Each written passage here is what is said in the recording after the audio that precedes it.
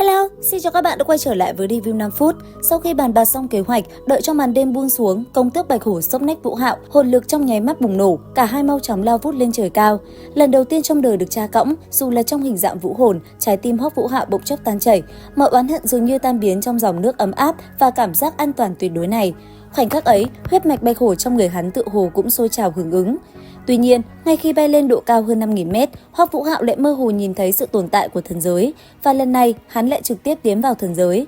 Trong trailer mới nhất của tập 122, Hoắc Vũ Hạo tiến vào một thế giới kỳ lạ. Hắn đang đi bộ đến bên một cây cầu thì liền thấy phía xa thấp thoáng bóng dáng một vị thần, dường như người này đã chờ hắn từ lâu.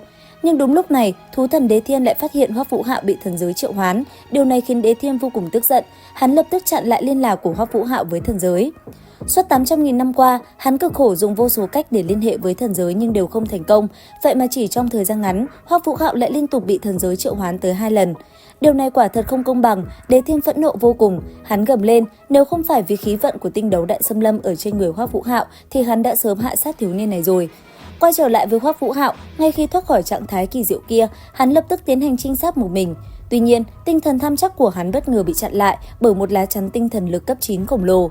Phía địch phản ứng cực nhanh, trong nháy mắt đã phóng ra một hồn đạo khí do tìm xong thuộc tính cấp 9 để định vị hắn.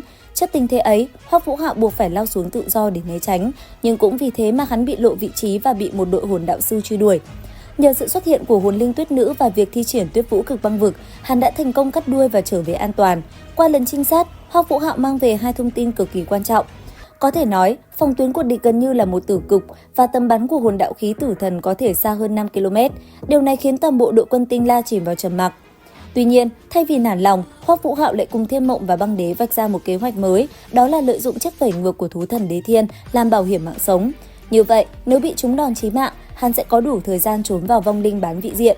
Đêm hôm sau, Hoắc Vũ Hạo hành động trở lại, nhưng mục tiêu lần này không phải là do thám mà là cho quân đoàn Nhật Nguyệt nếm thử trái đắng một lần. Hắn sử dụng một hồn đạo khí điều khiển từ xa để hack và ra lệnh cho toàn bộ mạng lưới hơn 20 hồn đạo khí trinh sát siêu cao của địch bay về phía mình. Vụ việc kinh thiên động địa này khiến chỉ huy trưởng của địch là Cuồng Ngưu Đấu La Vương Dịch Hành tức giận tột độ. Ông đích thân dẫn quân truy đuổi Hoắc Vũ Hạo. Trong lúc thu thập các chiến lợi phẩm, Vũ Hạo đã bị lộ hành tung của mình. Hắn lập tức triệu hồi đâm binh chiến khải cấp 7. Chỉ trong vài hơi thở, tốc độ đã gia tăng đến cực hạn. Chỉ với ám kim khủng trảo và linh hồn trùng kích, Hoắc Vũ Hạo đã hạ sát hơn phân nửa kẻ địch đuổi theo mình.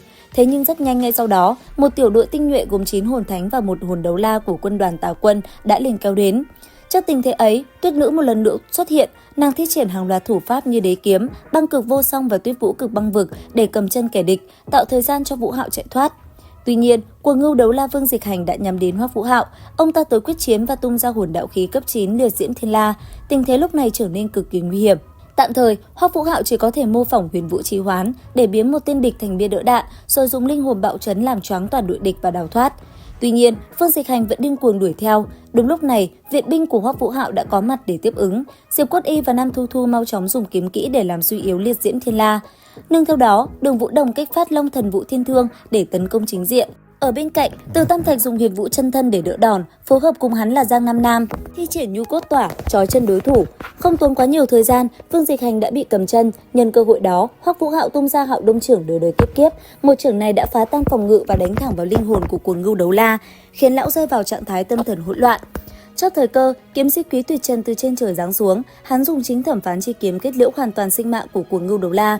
Trận chiến kết thúc, Cuồng Ngưu Đấu La Vương Dịch Hành tử trận. Đây là lần đầu tiên trong lịch sử một hồn đạo sư cấp 9 của đế quốc Nhật Nguyệt bị hạ sát và rơi vào tay địch.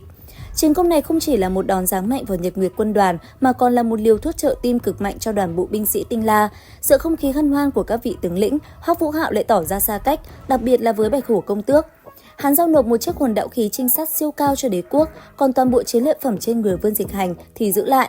Khi mọi người trở về, Đường Vũ Đồng đã đuổi theo và hỏi tên chiêu thức cuối cùng của hắn.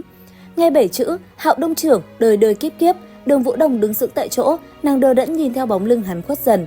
Trong khoảnh khắc, nàng dường như đã hiểu ra điều gì đó. Đến đây thì cũng hết tập 122 Tuyệt Thế Đường Môn.